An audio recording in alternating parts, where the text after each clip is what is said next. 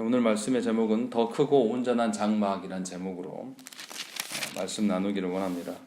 오늘 본문의 그 내용은 우리가 앞서서 계속 설명해 왔던 예수 그리스도께서 대제사장 되심이 그 아론의 계열의 그 대제사장과 다르다라는 것들을 이제 성서로 성막으로 이제 증명해 보이고 있습니다.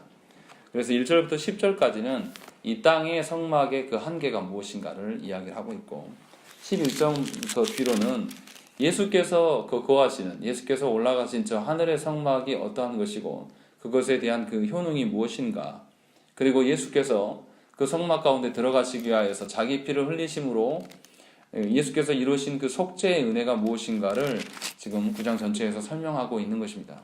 그러니까 이 두 가지 성막을 비교하면서 이제 이야기를 하고 있는 것이죠. 그렇다면 왜 성막이 이제 우리한테 필요한가? 이것에 대한 것들을 이제 알아야 되는 것이죠.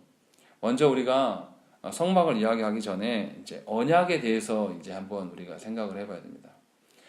예전에 좀 오래되긴 했는데 신명기의 말씀을 할 때 언약의 구조를 한번 설명드린 적이 있어요. 언약을 할 때 반드시 들어가는 항목이 뭐 어떠한 것이 있다라는 것을 이제 말씀드린 적이 있습니다.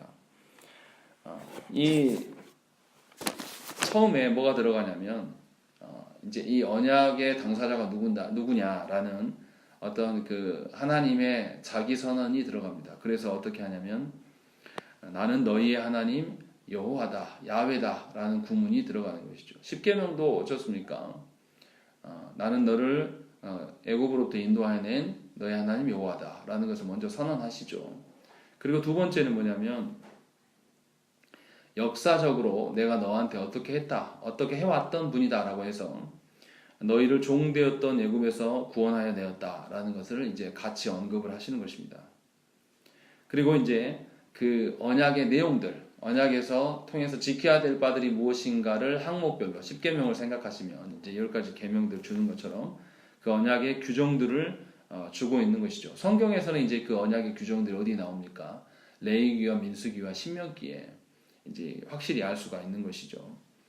그리고 또 그 다음에 이제 언약의 규정들을 주었으면 언약을 지키면 복을 받고 언약을 지키지 않으면 저주를 받을 것들에 대해서 축복과 저주에 대한 선언들이 반드시 들어갑니다. 그리고 나서 이 언약이 하나님 앞에서의 확실한 언약이다라고 증인을 세우는데 세울 것이 무엇이 있겠습니까? 하늘과 땅보다 더 크고 어떤 것이 없기 때문에 많은 경우 하늘과 땅을 언급하면서 하나님의 그 증인들로 설 것들, 온 우주 만물을 불러서 증인으로 세우는 것들이 이제 드러나는 것이고 마지막에 이 문서를 기록하여서 보관합니다. 이렇게 해서 이제 언약에 대한 확실성을 띠게 되는 것이죠. 그래서 하나님께서 우리 주신 그 성경은 사실은 언약의 책이라고 봐도 과언이 아닙니다.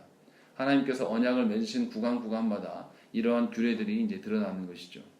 그런데 이 언약을 깨트리게 되면 이 언약의 그 규정에 있어서 조주한 대로 그 조주를 이제 그 개인에게 퍼붓는데 어떤 것들을 이야기하냐? 그 언약의 당사자인 개인이나 어떤 또 사회나 종교나 또 어떤 그 정치적인 비판을 가하면서 그 언약으로 돌아올 것들을 요청합니다. 이것이 이제 언약에 대해서 언약에 파기한 자들을 향한 어떤 그 대비라는 것이죠. 그런데 이렇게 언약이 파기되는 것에 대한 그 원인이 뭐냐라고 이야기했을 때 하나님 주신 언약이 불완전해서 언약이 파기되는 것이 아니에요. 누구 때문에 언약이 파기됩니까? 언약의 당사자인 누굽니까? 사람의 연약함과 사람의 그 어리석음으로 인하여서 언약이 파기된다는 거죠. 그러니까 하나님 주신 언약의 이것이 너무 완벽한 언약인데 이 언약에 파기되는 것은 사람의 어떠함 때문에 파기된다는 것이죠. 그래서 하나님께서 어떻게 하십니까? 처음 아담과 맺은 언약 이후로 아브라함에게도 언약을 주셨고 또 계속해서 언약을 파기하자 하나님께서 이스라엘 백성을 애굽으로부터 구원해 내셔서 어디로 이끄십니까? 시내산으로 이끄셔서 언약을 주십니다. 다시금 언약을 갱신하는 거죠. 또 다른 언약을 주셔서 앞전의 언약을 보강할 수 있는 구조로 이제 설명하는 것이죠. 그래서 성경 속에서 언약하면 두 가지 큰 언약을 생각하면 됩니다. 구약에 나왔던 언약을 시내산 언약으로 집중시켜서 첫 언약을 시내산 언약으로 이야기를 합니다. 그래서 1절에 보시면 첫 언약에도라고 되어 있습니다. 이 첫 언약이 모세를 통해서 받았던 시내산 언약임을 우리가 이제 상기해 볼 수가 있는 것이죠. 그리고 두 번째 언약이라고 하면 이 언약을 이루신 예수 그리스도로 많이 이야기를 합니다. 그래서 이 언약에 대해서 이제 우리가 개념을 이렇게 잡고 시작을 해야 되는데, 하나님께서 언약을 주셔서 우리가 하나님 주신 그 안식을 누릴 수 있도록 하신다는 거죠. 그런데 이 오늘 본문에 보면 언약 이야기하면서 무슨 이야기 하냐면 이 성막에 대한 이야기들, 성소에 대한 이야기들을 계속 하고 있어요. 왜 언약 이야기를 하는데 왜 성막 이야기를 할까요? 하나님께서 언약을 주신 이유가 무엇입니까? 언약을 주셔서 하나님과 사람 간의 어떤 관계를 형성하고 하나님으로부터 주어지는 안식을 누릴 수 있게 하기 위해서 하나님 언약을 주신 것이죠. 그런데 이 언약이, 그러니까 하나님의 언약대로 살아가면은 이 이스라엘 공동체가 어떻게 됩니까? 세상 가운데 있지만 세상의 질서대로가 아니라 하나님의 질서대로 세워지니까 그 안에 평화와 하나님 주신 안식이 그 안에 드러나는 것이죠. 이것을 우리가 뭐라고 하냐면 샬롬이라고 이야기합니다. 그러니까 시내산 언약이 이렇게 하나님의 그 질서와 어떤 그 안식을 누릴 수 있는 어떤 그런 법들이라는 것이죠. 근데 시내산 언약을 잘 생각을 해보십시오. 출애굽기 20장에 하나님께서 십계명을 주시고 난 뒤에 언약에 대해서 이제 정의와 공의에 대해서 이 공동체가 어떻게 세워져야 될 것들인가를 23장까지 쭉 설명을 하십니다. 그리고 나서 그 다음에 나오는 게 뭐냐면 25장부터 40장까지 뭐가 나오냐면 갑자기 성막이 등장합니다. 왜 하나님께서 언약을 이야기하다가 성막을 이야기하실까? 이것이 이제 우리가 생각해 봐야 될 것이죠. 이스라엘 백성이 하나님께서 언약 공동체로 삼으시고 이스라엘을 통하여서 이스라엘의 조상인 아브라함을 통해서 하나님 뭐 하시기를 원하셨습니까? 세상 가운데 아브라함이 복의 통로가 되기를 원하셨어요. 그러니까 이스라엘 공동체는 하나님의 복의 통로가 되어야 될 사람들인 거죠. 그러니까 언약의 그 질서들을 가지고 세상 가운데 정의를 실현하고 하나님이 말씀하시는 어떤 평화를 실현해야 될 자들이라는 것이죠. 그런데 그들이 삶의 방식을 어떻게 드러낼 수 있냐? 정의와 공의를 실현할 때 이 정의와 공의가 누구의 정의와 공의입니까?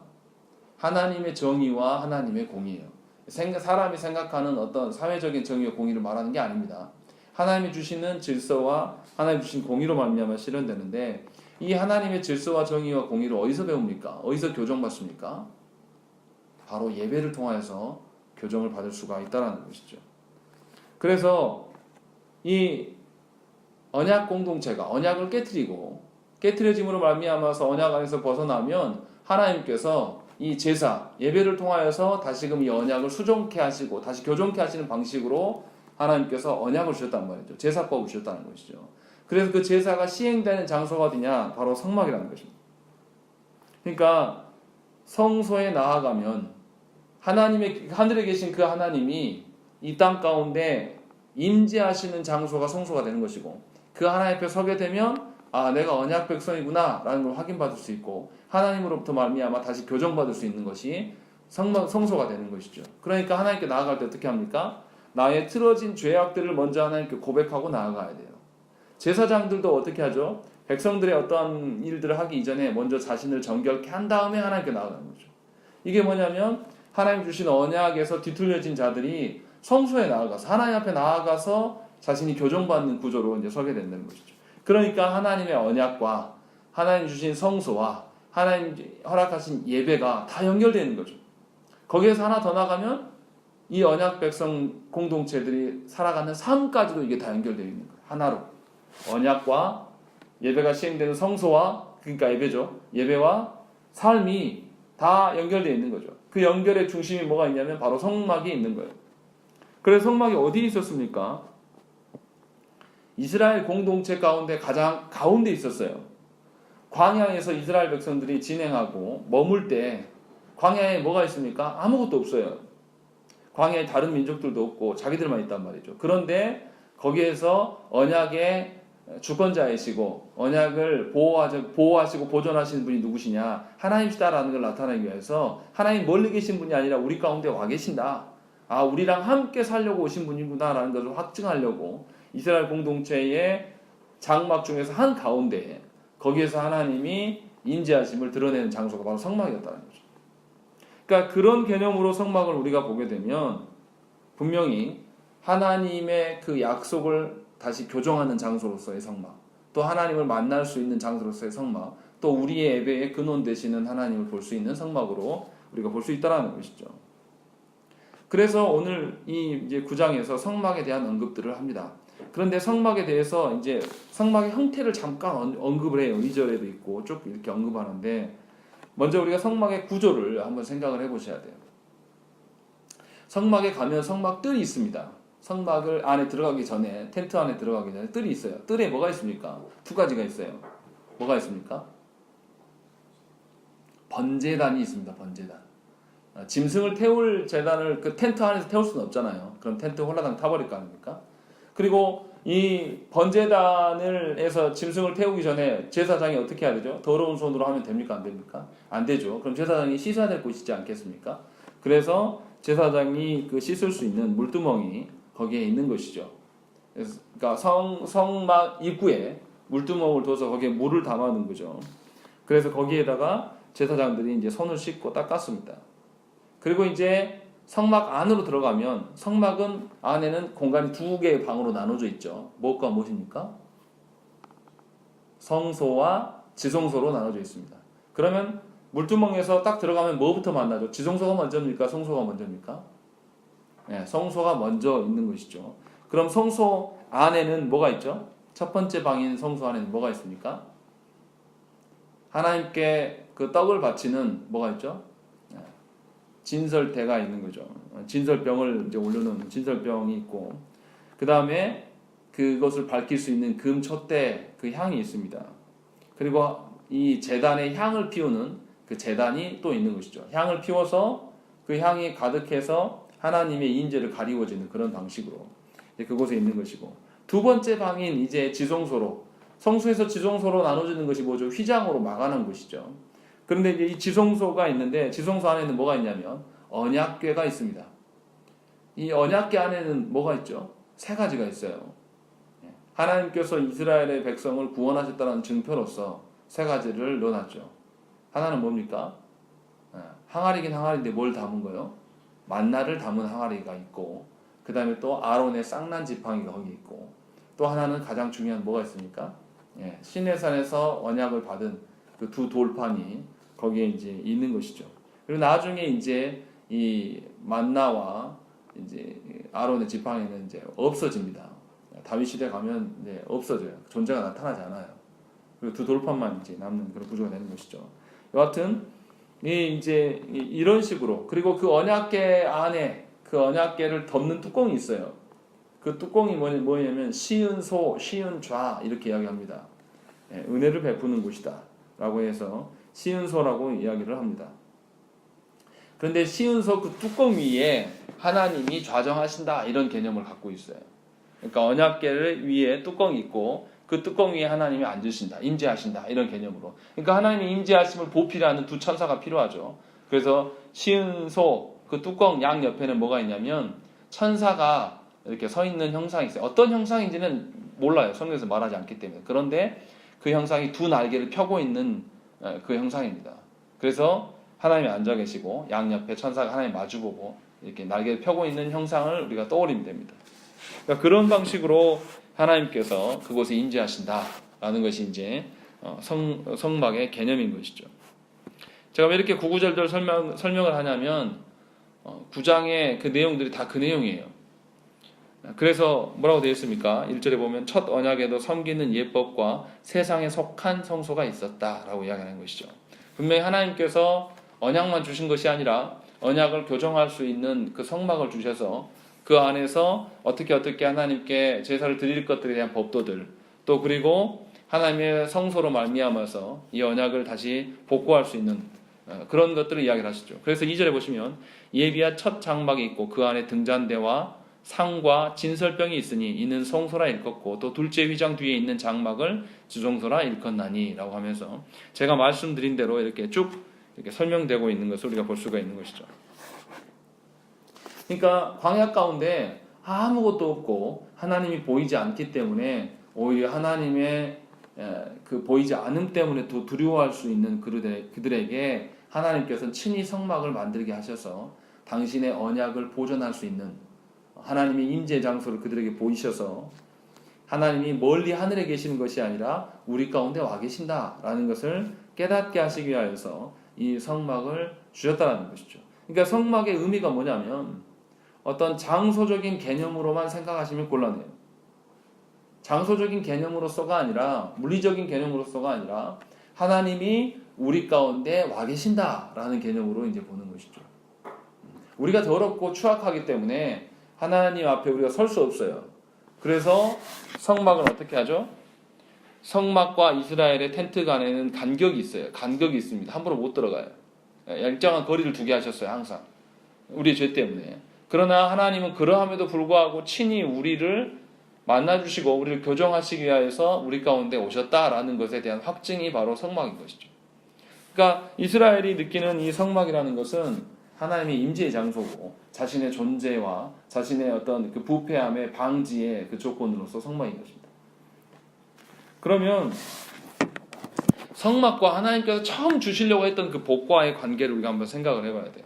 하나님이 처음 주시려고 했던 그 하나님 창조 때 주셨던 그 복과 하나님께서 그것이 이제 원래 질서겠죠. 이 하나님께서 주시는 그 복과 성막의 관계가 무엇인가를 한번 잘 생각을 해봐야 됩니다. 그럼 우리가 창조 때로 다시 이제 돌아가서 생각을 해보십시다. 하나님께서 모든 피조 세계를 창조할 때 누구를 위하여서 창조하셨습니까? 우리를 위하여서 창조하셨습니다. 그래서 인간의 복리를 위하여서, 복리는 그 이자할 때 복리가 아닙니다. 복과 이득, 이윤 뭐 이런 거예요. 그러니까 이자할 때가 아니라 하나님께서 주신 복이라고 생각을 하십니다. 그것을 이루기 위해서 하나님께서 창조를 하셨습니다. 그러니까 인간을 제일 마지막에 창조하심도 그것이고, 인간이 6번째 날 창조되고 첫날이 뭐죠? 인간이 밤을 지새우고 첫날 맞이하는 날이 무슨 날입니까? 안식일이에요. 그러니까 인간 입장에서는 이 땅에 와서 첫날 경험한 게 뭐죠? 안식을 경험한 겁니다. 하나님이 첫째 날부터 이렇게 창조하고 뭐 창조하고 일하신 모습을 보여준 게 아니에요. 인간을 창조하고 나셔서 제일 처음에 인간을 보여준 것이 뭐냐면 안식이 무엇인가를 그에게 보여줬다는 것이죠. 그러니까 하나님으로부터 처음 경험한 것은 뭐냐면 안식이라는 것이죠. 그리고 나서 하나님께서 아담에게 창세기 1장 28절에 뭐라 그럽니까? 찾아보시죠. 대답 안 하시니까. 창세기 1장 28절 보시면 창세기 좀 봐야 됩니다. 한번 읽겠습니다. 창세기 1장 28절 읽겠습니다. 시작. 하나님이 그들에게 복을 주시며 하나님이 그들에게 이르시되 행복하고 번성하여 땅에 충만하라. 땅을 정복하라. 바다의 물고기와 하늘의 새와 땅에 움직이는 모든 생물을 다스리라 하시니라. 예. 이때가 이제 아담이 아직 죄 짓지 않은 상태, 그 상태에 하나님께서 주신 첫 명령이에요. 근데 우리가 이 구절을 보통 뭐라고 부릅니까? 신학적으로 문화명령이라고 부릅니다. 문화명령이라고 부르면 오해가 생기는 것이 있어요. 문화명령하면 어떤 느낌입니까? 뭔가 세상을 문화적으로 또 어떤 그 현대화시키는 어떤 그런 느낌이 들어요. 그렇게 하라고 하신 명령인가? 라는 이제 생각이 들 수가 있습니다. 하나님의 안식과 하나님께서 이렇게 명령하심을 근거로 보면 하나님의 안식이라는 것은 문화를 발전시키고 역사를 발전시키고 문명을 발전시키는 것이 안식인가? 라는 생각이 듭니다. 이렇게 말하고 있기 때문에. 근데 과연 그런 것이냐? 한번 생각을 해봐야 돼요. 잠깐 창세기의 내용을 구절을 보면 2장에서 타락합니다. 인간이 타락하고 3장에서 하나님께 징계를 받아요. 그리고 나서 4장에 무슨 일이 일어납니까? 이제 아담의 자녀들이 드러나요. 가인과 아벨이 태어나고 가인이 아벨을 죽이죠. 그리고 이제 어떤 일이 일어납니까? 4장 16절부터 보시면요, 가인의 자손에 대한 언급들이 나옵니다. 그런데 가인의 자손들 중에서 특이한 사람들이 나와요. 분명히 살인자의 후손들인데 4장 20절부터 22절까지 한번 보시면, 한번 읽어보겠습니다. 창세기 4장 20절부터 22절 말씀 읽겠습니다. 시작. 아단은 야발을 낳았으니 그는 장막에 거주하며 가축을 치는 자의 조상이 되었고, 그의 아우의 이름은 유발이니 그는 수금과 퉁소를 잡는 모든 자의 조상이 되었으며, 실라는 두발 가인을 낳았으니 그는 구리와 쇠로 여러 가지 기구를 만드는 자요, 두발 가인의 누이는 나아마였더라. 이렇게 되어 있습니다. 고대의 사람들 중에서요, 뭔가 목축업, 당시에 그 가장 주된 산업이 목축업이었겠죠. 농사라기보다는 목축업이었는데, 목축업의 그 조상이 바로 이 가인의 후손입니다. 그리고 또 21절에 보면 퉁소를 잡는 자, 음악의 어떤 그 조상들이 또 가인의 후손이에요.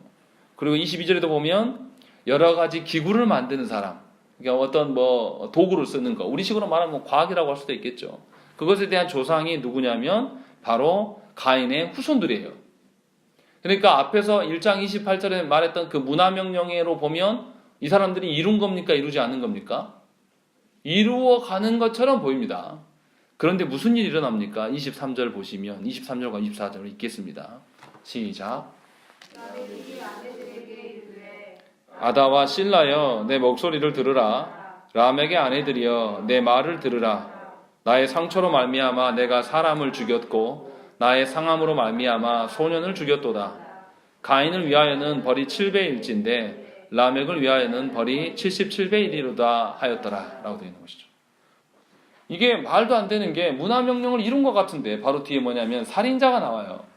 그리고 하나님께서 말씀하시는 그 기준들을 다 깨트리고 자기 손으로 자기가 새로운 기준을 만들어내는 것이죠.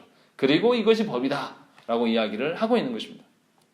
이것은 하나님의 처음에 1장 28절의 말씀이 하나님의 문화명령이라는 말과 안 맞다라는 것을 알 수가 있는 거죠.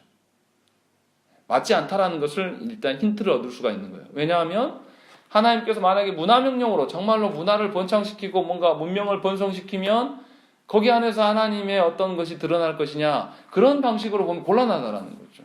성경이 안 맞아요. 일단 멀리 갈 필요도 없이 창세기 내에서도. 그런데 그 뒤에 보세요. 25절과 26절에 보면 이제 가인의 후손이 아니라 셋의 후손이 나타납니다. 25절 26절. 아담이 다시 자기 아내와 동침하며 그가 아들을 낳아 그의 이름을 셋이라 하였으니 이는 하나님이 내게 가인이 죽인 아벨 대신에 다른 씨를 주셨다 함이며, 셋도 아들을 낳고 그의 이름을 예노스라 하였으며 그때의 사람들이 비로소 여호와의 이름을 불렀더라 라고 되어 있는 것이죠. 무슨 말씀입니까? 가인의 후손들을 하나님께서 택한 것이 아니에요. 우리가 아는 것처럼. 이 셋의 후손을 하나님께서 택하셨는데, 셋의 후손의 셋의 아들 중에 에노스가 나왔는데, 에노스가 나오니까 드디어 여호와의 이름을 부를 수 있게 됐다라고 있는 것이죠. 여호와의 이름을 부른단 말이 무슨 말일까요? 하나님께 예배하고 하나님께 제사한다는 의미로 확실히 볼 수가 있는 것이죠. 그러니까 앞서서 가인과 아벨이 제사를 망쳐놨어요. 가인이 망쳐놓은 거죠. 아벨의 제사를 드린 것을 죽여버림으로 말미암아 제사를 드릴 수 없는 자가 된 것이고, 그것을 셋을 통하여서 셋의 자녀 에노스를 통하여서 드디어 다시 하나님의 이름을 부르게 하셨다라는 것을 보았을 때에 창세기 1장 28절의 말씀은 문화명령이라고 보기는 조금 어렵다라는 것이죠. 뭔가 고쳐져야 될 부분이 분명히 있다는 거죠. 하나님으로부터 이 첫 안식을 누리고 난 아담에게 하나님께서 1장 28절의 명령을 주신 것은 뭐냐면, 네가 누렸던 이 안식을 온 세상 가운데 풍성케 해라, 이런 의미로 받아들여야 되는 것이 합당하다는 거예요. 우리가 과학을 발전시키고 문명을 발전시켜서 하나님의 영광을 드러내는 그런 방식이 아니라 하나님의 질서, 처음 창조하셔서 인간에게 하나님께서 안식이 무엇인지, 진정한 거룩이 무엇인지를 보여준 그 경험한 모델들을 온 피조세계 가운데 가득해 하는 것, 그것이 온 인류를 향한 하나님의 소망이고 하나님의 주신 사명이었다는 것을 우리가 분명히 알 수가 있다는 것이죠. 그러니까 이 하나 정리하면 인간에게 진정한 샬롬은 무엇이냐면 문명과 문화가 발달하여서 이루어지는 것이 절대 아닙니다. 안식과 인간의 삶과 관련해서 예배로 말미암아서 인간이 누리는 그 안식이 하나님으로부터 오는 것을 발견하는 것, 이것이 인간의 가장 큰 은혜이며 사는 방식이라는 것이죠. 그러니까 예배가 가능한 성막이 인간 삶에서 가장 중요한 한 가운데 자리 잡고 있는 것임을 우리가 알아야 돼요. 하나님께서 인간의 본분을 확인해 주려고 선악과를 동산 중앙에 두신 것처럼 하나님의 존재, 이제 타락한 인간이 도무지 하나님과 단절되어서 교제할 수 없어요. 그러니까 하나님 직접 그곳에 인지하시기 위해서 성막을 한 가운데 주신 개념으로 주신 것을 저와 여러분들이 아셔야 된다는 거예요. 그러니까 하나님께서 얼마나 우리를 사랑하시고 얼마나 우리를 지키시고 계시는가를 잘 확인할 수가 있는 거죠. 첫 언약에 행위 언약으로서의 선악과를 주셨는데, 동산 중앙에 주셨는데 우리가 깨뜨리고 파괴함으로 말미암아서 우리를 지키기 위해서 당신이 친히 인지하시는 장소로서의 한 가운데 성막을 주심으로 우리를 보존하고 지키시기를 원하신다는 거죠. 그런 점에 있어서 이 성막 자체가 얼마나 은혜인지 몰라요. 그런데 오늘 본문에 보면 히브리서 다시 돌아오시면 히브리서 9장에서 성막에 대해서 계속 무슨 이야기 합니까? 우리 9장 말씀 다시 보겠습니다. 히브리서 9장 말씀 보시면 9장 9절 말씀 보시면 우리 한번 읽겠습니다. 신약성경 361페이지입니다. 히브리서 9장 9절 말씀. 시작. 이 장막은 현재까지의 비율이 예배 따라오는 예물과 제사는 섬기는 자를 그 양심상 온전하게 할 수 없나니. 예. 뭐라고 하시냐면 하나님께서 이 은혜로 분명히 성막을 주신 것이 맞는데 이 성막이 온전하게 할 수 있다고요? 없다고요? 없다라고 이야기를 하고 있고, 또 앞에서도 언급을 하지만 이 성막에서 드려지는 피 흘림이 계속 반복돼야 돼요. 1년에 한 번 대제사장이 지성소로 나아가 하나님을 아련하고 하나님께 죄 속죄를 요구하고 구할 수 있는데, 이것이 1년 하고 끝나는 게 아니라 내년에 또 해야 되고 그 내년 뒤에 또 해야 돼요. 그러다가 대제사장이 죽으면 또 다른 사람이 세워줘야 되고 계속 반복돼야 되는 한계성이 무엇인지를 9장에서는 이야기를 하고 있다는 것이죠. 분명히 성막을 주셔서 그것이 은혜이고 맞지만 성막이 원래 하나님께서 주시려고 했던 것은 아니고 궁극적으로 주시려고 하는 분이 있다. 그게 누구냐? 10장 11절에 보면 그렇게 나온 것이죠. 그리스도께서는 장래 좋은 일의 대제사장으로 오사 손으로 짓지 아니한 것 곧 이 창조에 속하지 아니한 더 크고 온전한 장막으로 말미암아 라고 되는 것이죠. 그러니까 우리가 지난주에 말씀드린 것처럼 예수 그리스도께서 성부께 나아가심으로 말미암아 우리도 성부께 나아갈 수 있는 길을 여셨다라고 말한 것처럼 하나님이 계신 저 하나님 나라의 성막으로 예수께서 우리를 인도하시는 꼴이 된다는 거죠. 그러니까 이 땅의 성막은 불완전하고 온전하지 못해서 우리의 양심조차도 새롭게 할 수가 없어요.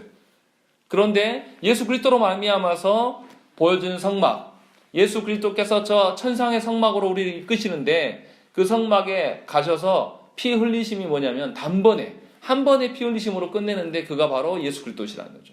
예수 그리스도께서 친히 피 흘려주셔서 단번에 제사함으로 끝내게 하시고 또 우리를 친히 그 성부께로 인도하셔서 우리가 하나님께 이룰 수 있는 길을 열어주고 계심을 계속해서 반복해서 이야기를 하고 있는 겁니다. 그러니까 우리 안에 과거에 구약에서 말하는 어떤 그 이 땅에 있는 성막의 질서로서가 아니라 이 구약의 한계성을 뛰어넘을 수 있는 온전한 성막으로서 그 성막을 인도하는 자로서 우리 가운데 와 계심을 우리가 알아야 된다는 것이죠. 14절 말씀 우리 한번 읽겠습니다. 14절 읽겠습니다. 시작. 하물며 영원하신 성령으로 말미암아 흠없는 자기를 하나님께 드린 그리스도의 피가 어찌 너희 양심을 죽은 현실에서 깨끗하게 하고 살아계신 하나님을 섬기게 하지 못하겠느냐. 예, 그러니까 궁극적으로 성막의 죄사함으로 말미암아서 그렇게 된다는 것입니까? 아니면 예수 그리스도로 말미암아서 양심이 회복되고 하나님을 섬길 수 있는 자가 된다고 말씀하시는 것입니까? 예수 그리스도예요. 그러니까 옛날 방식으로 다시 성막으로 돌아가면 됩니까? 안 됩니까? 안 돼요. 성막에서 제사 지내고 내가 성막에서 예배 드렸다고 해서 하나님이 받으신다고요? 안 받는다고요? 의미 없다는 거예요. 예수 그리스도와 동행하지 않는 삶으로서의 예배의식, 예수 그리스도와 분리된 내 삶, 이거 아무런 의미가 없다는 거예요.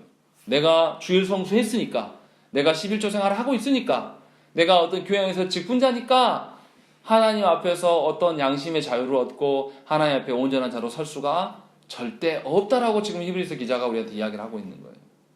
그러니까 이 히브리서 말씀을 듣고 있는 성도들한테 야, 너희들 다시 옛 구약의 방식으로 성막을 바라보지 마. 그거 의미 없어. 당신들 경험했지 않았냐?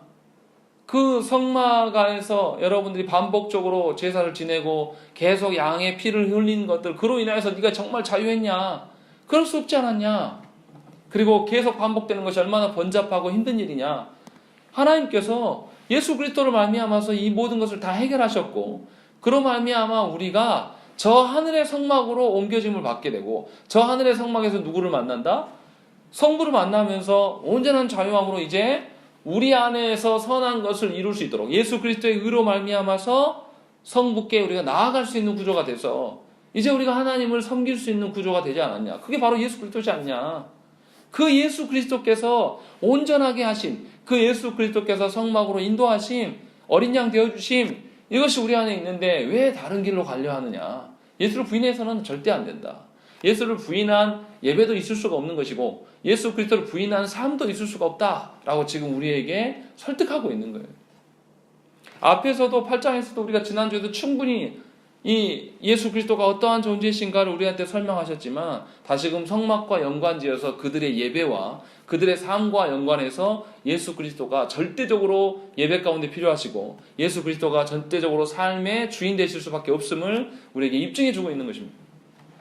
그러니까 이 하늘의 성막 가운데 살아가는 자들은 어떻게 삽니까? 모형 속에 갇혀 있지 않아요. 이런 것이죠. 구약의 유대인들, 예수님께서 오셨던 당시 유대인들은 헷갈려요. 예수 그리스도가 메시아인지도 잘 몰랐고. 그러니까 예수를 믿으라고 자꾸 이야기를 한 거죠. 근데 이들이 자꾸 예수 믿으면서도 어떻게 해요? 옛날 습관으로 돌아가요. 말씀을 가르쳐도 다시 옛날 방식으로 내가 11조 생활하면 구원받지, 내가 주일 성수하면 구원받지, 뭐 이런 기준들, 이거 하지 말라는 뜻이 아닙니다. 그런데 예수 그리스도를 중심하지 않고서 이런 행위가 있다고 해서 구원되는 게 아니란 말이에요. 그래서 기독교는 다른 종교와는 판이하게 달라요. 살아계신 하나님을 섬긴다는 것은 뭐냐면 종교 행위 통해서 하나님의 어떠한 보증받을 수가 없는 거예요. 내가 교회 안에 오래 있다고 해서 저와 여러분들이 교회 안에 오래 머물러 있고 어떤 과정을 거치고 그래서 그 과정을 거쳐가지고 모든 직분을 얻고 직분 생활을 오래 했다고 해서 여러분들이 신앙생활과 여러분의 영혼이 보장될 수가 없다는 거예요. 예수 그리스도가 정말 여러분들의 주인 되시고 여러분들의 삶의 궁극적인 중심이 되지 않으면 아무런 의미가 없다는 것을 지금 우리한테 시사하고 있는 거예요. 그러니까 성도의 어떻게 된 영혼의 변화됨을 이야기할 때 종교 행위 통해서 어떠한 것을 드러낼 수가 없고 우리가 쌓아놓은 업적들, 내가 이 교회에서 얼마나 헌신하고 봉사하고 뭐 그런 것들로 인하여서 하나님의 영광이 드러나지 절대 그렇지 않다는 거죠. 그런데 우리는 어떻습니까? 교회를 바라보면서도 인간의 어떠함을 계속 이야기해요. 그러나 이 교회는 저와 여러분들의 수고와 땀으로 세워지는 교회가 절대 아니에요. 큰 착각하는 거예요. 제가 부교육자 때 어떤 교회에서 부목사 생활을 했는데 그 교회에서 그 목사님이 개척한 교회예요. 목사님 생일이 되면 예배 시간에 케이크를 자르고 난리예요.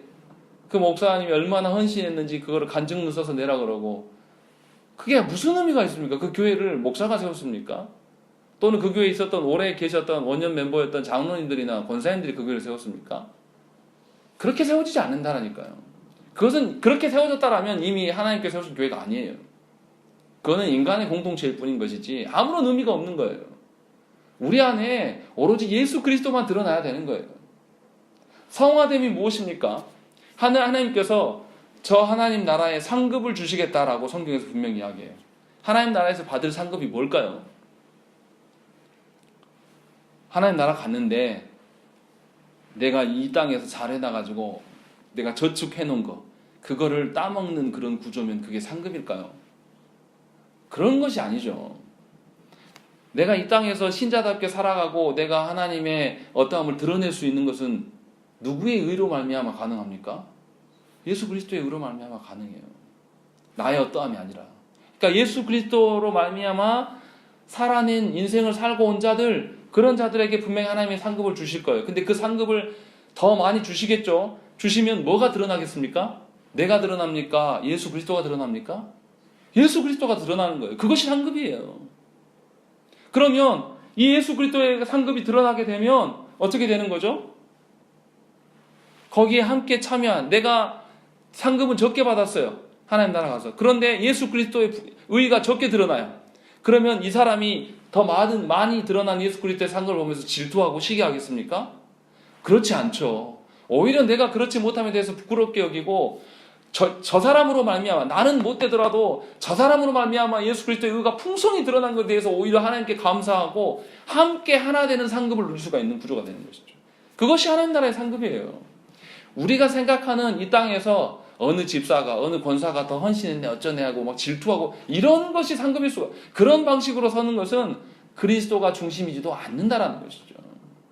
근데 우리는 그런 식으로 이야기를 해요. 그러니까 어떻게 합니까? 교회 안에서 어떤 경쟁을 해야 된다? 선한 경쟁을 부추기는 거예요. 몇 구역은 뭘 했는데 뭐 다른 구역은 뭐 합니까? 이런 식으로 경쟁해서 하나님 나라를 이루어가는 게 아니란 말이에요. 나나 너나 모든 지체들이 예수 그리스도로 말미암아서 동일한 기준으로 말미암아서 하나님의 의를 드러내고 살아가는 것, 그것이 신자됨이고 교회라는 것이에요. 그것을 지금 우리에게 말씀하고 있는 겁니다. 그런데 교회 안에서 인간적으로 누구를 의지하고 누구 때문에 신앙생활을 하는 것, 이런 방식으로 살 수가 없다는 거죠. 이거는 신앙생활이 아니에요. 예수 그리스도가 사라져버린 거죠. 우리가 그러한 관습에서 벗어나야 돼요. 보여주는 인간 목사에게 의존해서도 안 돼요. 오로지 누구만 드러나야 됩니까? 예수 그리스도만 드러나요. 그러니까 설교하면 제가 없어져야 돼요. 제가 지워지고 오로지 예수 그리스도만 우리 가운데 서 계셔야 되는 것이죠. 오랫동안 신앙생활 해가지고 누가 드러나야 하냐면 예수 그리스도가 드러나야 되는 거예요. 내가 부모로서 살아가면 우리 자녀들에게 예수 그리스도가 드러나도록 사셔야 된단 말이에요. 저와 여러분들의 허물과 저와 여러분들의 어떤 고집스러움을, 이런 것이 자녀들에게 드러나는 것이 아니라 예수 그리스도가 남도록 우리가 살아가야 되는 거예요. 우리 부모님이 나한테 풍족한 것들을 주시 못했지만 우리 부모님으로 말미암아서 내가 우리 선배의 신앙 고백서를 보게 됐고, 부모님의 기도로 말미암아서 내가 탈선의 순간에서 내 마음을 붙잡게 되었고, 온전하게 죽을 때까지 예수 그리스도를 드러내려고 발버둥을 치시다 가신 분이 우리 부모님이구나. 이런 식으로 우리 안에 고백이 드러나야 되는 것이죠. 그런 사람이 되려고 우리가 하나님 앞에 서야 되는 거예요. 내 뜻과 내 마음대로 내가 자녀 사랑하는 그 방식대로 자녀를 사랑하는 것은 자녀를 사랑하는 것이 아니에요. 아무런 의미가 없다는 것이죠. 그러니까 온전히 그리스도 중심적인 것이 우리 삶에 분명히 일어나야 돼요. 하나님께서 예수 그리스도를 우리에게 보내시고 예수 그리스도로 말미암아서 저 하늘의 성막에 다다를 수 있는 길을 여셨어요. 이제 뭐가 남았습니까? 우리의 반응이 남아있습니다. 분명히 예수 그리스도 다시 오실 때 우리의 반응에 대한 그 결과를 청산하실 거예요. 정리하실 거예요. 결산하실 거란 말이죠. 저와 여러분들이 정말 예수 그리스도를 모시고 예수 그리스도 중심으로 사는지 분명히 물으실 거란 말이죠. 부인할 수가 없어요. 하나님이 너무나 많은 장치들을 우리한테 해놓으셨기 때문에 우리가 빠져나갈 수가 없어요. 누가 부인하겠습니까? 이 말씀을, 히브리서 말씀 우리가 쭉 읽어오시면서 느껴지는 게 뭐예요? 예수 그리스도께서 행하신 바가 너무나 크고 내가 알던 예수 그리스도와 이 히브리서 기자가 말한 예수 그리스도가 차이가 엄청나는 거 느껴지지 않으십니까? 너무나 확실하게 예수 그리스도께서 우리가 서 계셔서 우리가 그 안에서 신자답게 하루하루를 감당해 나고 있음을 계속 확인해 주는 거예요. 이게 은혜예요. 다른 어떤 곳에서 살아갈 힘을 찾으려고 하지 마십시오. 여러분들의 인생 누군가 도움을 주고 누군가 뭐 어떻게 돼가지고 뭐 이렇게 달라지고 이런 것이 우리의 인생일 것 같습니까? 하나님께서 세우신 정향교회가 인간의 도움으로 말미암아서 인간의 어떠한 손에 의지해서 좌지우지되는 뭐 그런 공동체로 하나님 세우셨겠습니까? 그런 방식이 아니에요. 다만 우리 때에 우리가 볼 때에 이 교회가 부흥되어지고 번창해 가는 거 보면 좋죠. 그러나 그 고난도 하나님께 달려 있는 거예요.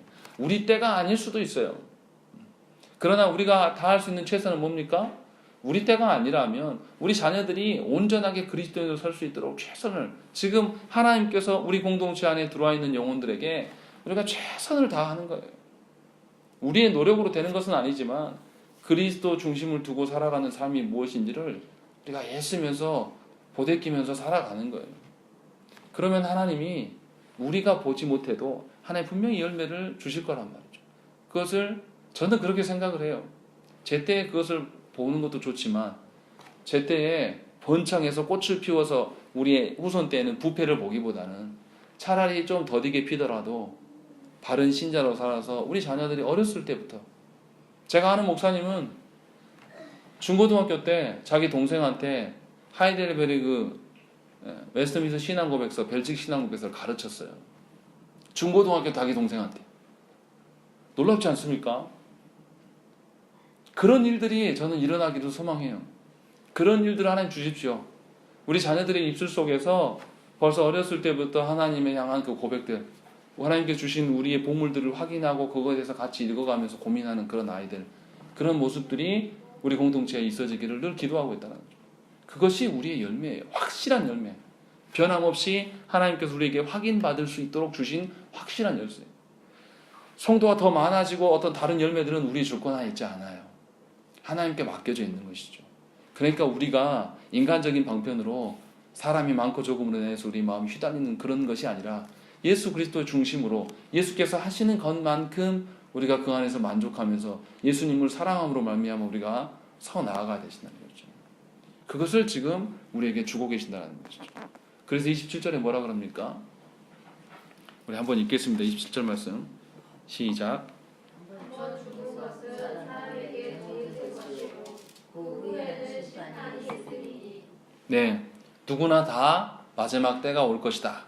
그리고 28절에 이와 같이 그리스도도 많은 사람의 죄를 담당하시려고 단번에 들이신 바 되셨고 구원에 이르게 하기 위하여 죄와 상관없이 자기를 바라는 자들에게 두 번째 나타나시리라 라고 이야기를 하고 계신다는 것이죠.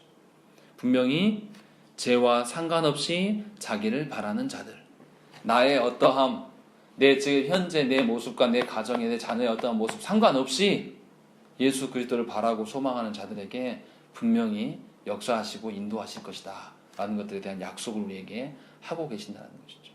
이보다 더 확실한 보증이 어디 있습니까?